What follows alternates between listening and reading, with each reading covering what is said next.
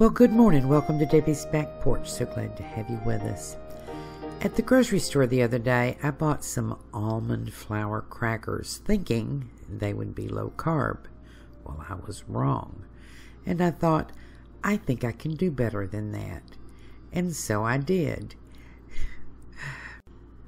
I mean, if your crackers have 17 grams of carbs per serving, that doesn't leave you any carbs for your soup or your dip. So these have 3.5 net grams of carbs per generous serving. And I'm going to show you how I did that.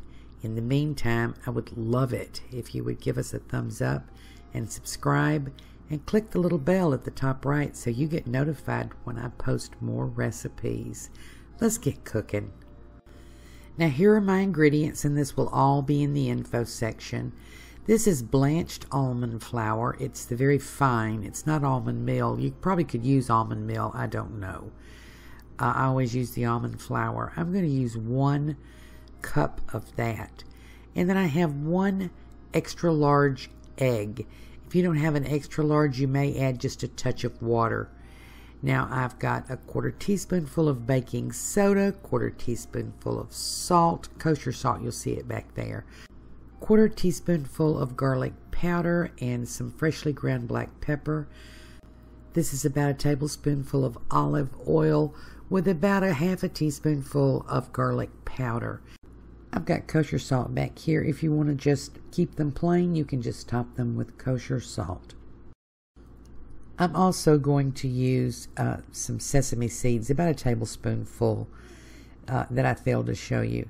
So mix your dry ingredients together and really kind of work the almond flour because it tends to get little lumps in it. And you can just press them out with a fork. And then I'm going to add this extra large egg beaten. Now I'm going to show you the consistency you're going for. If your egg is not quite big enough, it might be a bit too stiff. If so, you can add just a few drops of water.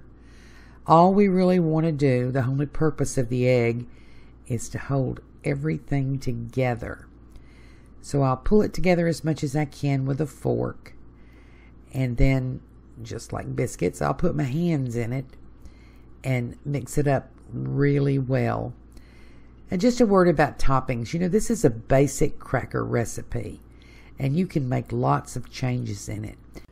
You can add about 1 ounce of finely grated Parmesan. You can add any other kind of cheese you want, just grate it pretty finely. If you don't like the sesame seeds, you can just top it with some oil and salt. Use your imagination. If you want to put poppy seeds on it, you can do that too. Just about anything you want in your crackers. You could put some rosemary, you could put some Italian seasoning. I want you to see that texture there. It's pretty moist. We just mix it enough to get it all together. See that? If it's dry and crumbly, it's probably too dry, and you want to put just a tad, just a touch of water in it, because you want this to stick together like Play-Doh, maybe Play-Doh consistency. Okay, I'm going to do some setting up and switching around, and I'll be right back.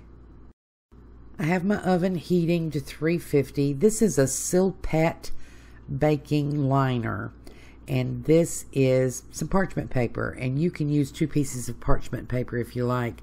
Some people oil the parchment paper or use that spray. I don't use that spray, and I don't find the oiling necessary. But you can do it if you want to. So I'm going to cut this in half. Now this doesn't make a lot of crackers, somewhere between 40 and 50. But it's just easier to work if you cut it in half. It's just easier to handle. So I've got about half there. I just eyeballed it. I got pretty close, but you know, they're not the exact same size. And my goal here is to roll this into a sort of a rectangle. And since I have a ball here, I'm going to do a little cutting because I'll get closer to a rectangle at the end if I start with a rectangle at the beginning.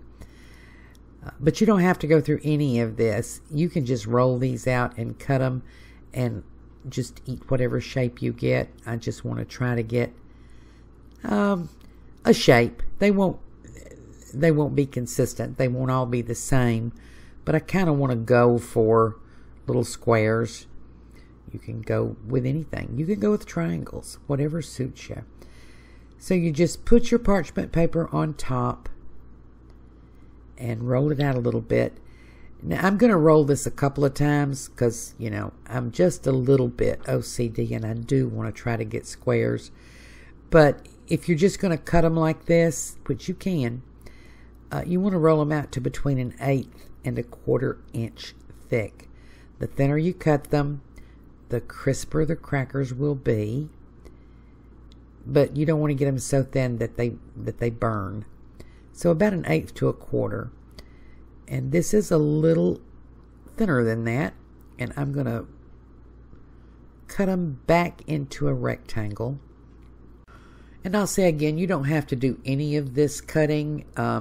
If you just want to roll it out one time, cut it with a pizza cutter, that's fine. But if you want to get a little bit more uniformity, this is how you do it. So I'm just trimming them up and put the pieces back on there.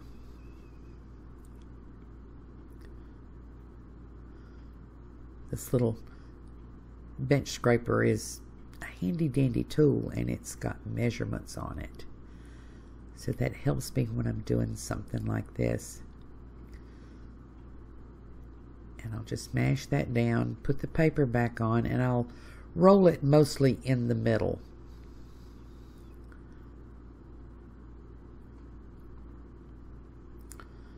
As I say, I'm not doing time lapse.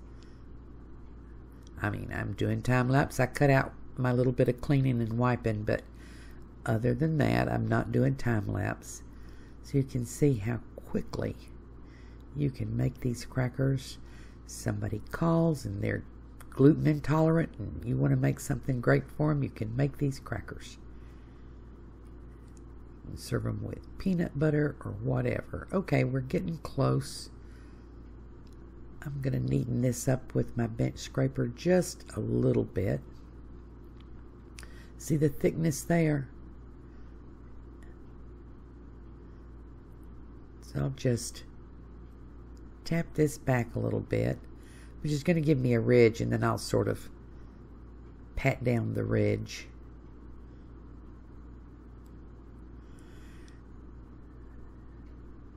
You do want to try to get as much uniformity in thickness as you can.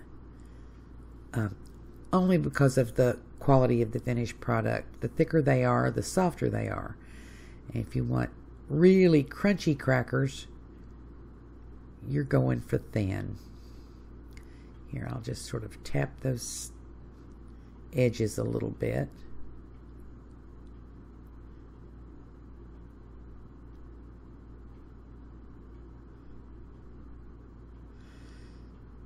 And that's not too bad. So let me get an idea of the measurements here.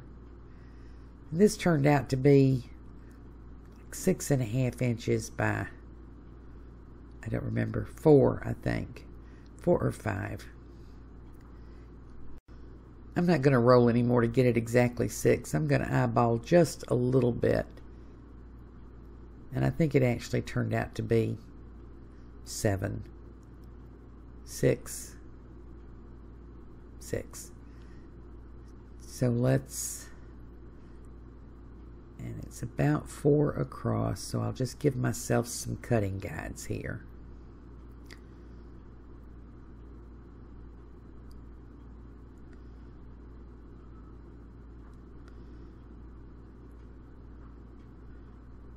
Now, I do know some bakers that would have fussed with this until it was exactly 6 by 4. I'm not going to do that. So let's talk about carbs. Almond flour nets about 12 grams of carbs per cup. So we have 12 grams of carbs in here from the almond flour. an egg, a whole egg, is 0.6. Let's even say it's 1, okay? Because depending on the size of your egg and how big the yolk is, because the yolk is the only carbs in an egg. And what we've added, the other ingredients, they don't amount to diddly. So let's say 1. So a generous count here is 14 grams of carbs per recipe. So here's my olive oil with a little bit of garlic in it. And, you know, you can use something else if you want. You could use onion powder, whatever flavor you want. You could use Italian seasoning. Anyway, so a serving is considered to be 1/4 of a recipe. I'm going to pause here. I've done the other one. And after the oil is on, I'm sprinkling my sesame seeds on here. So we have 14 grams of carbs. 1/4 of a recipe is 3.5 grams of carbs. All of this is net. And I've got 24 on this one and 25 on that one. So just for making the math easy, I'm going to say 48 instead of 49. That means you get about 12 crackers for 3.5 grams of carbs. That's going to vary, of course, based on how big you cut your crackers. You might want to cut your crackers twice this size. So that's why I say 1/4 of the recipe is 3.5 grams of carbs. My oven's preheated to 350. I'm going to cook these for 15 minutes bake and 2 minutes broil. Your oven's going to vary, of course, but this is what I have. You don't want to cook them too long. They'll burn because they're so thin. But you can see these are not stuck at all. I'm going to let them cool. You see where I've scored it. It's pretty easy to see. I want to take them off this hot pan so they don't absorb moisture. These are too little to put on my cooling rack, so I'm just going to put them over here on this cutting board. You'll see they just slide right off this Silpat, and they'll slide right off parchment paper. I can't tell you how much I love my Silpat mats. I ruined lots of pans before I got smart and bought the Silpat mat. So if you have to loosen them just a little bit, that's fine. I want to let them, they don't take long to cool, like 5 minutes or so, and they'll just crisp up a little bit or a lot. And I'll show you how nice and crisp they got. Okay, so they've cooled 5 to 10 minutes, and I've broken them up. And I'm going to test one, because I'm not sure how crunchy they are, but I'm going to let you listen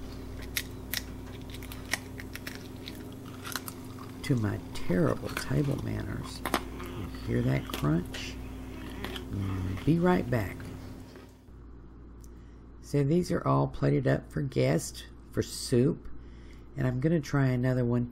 You know, I often say that staying on a keto diet is all about your cravings.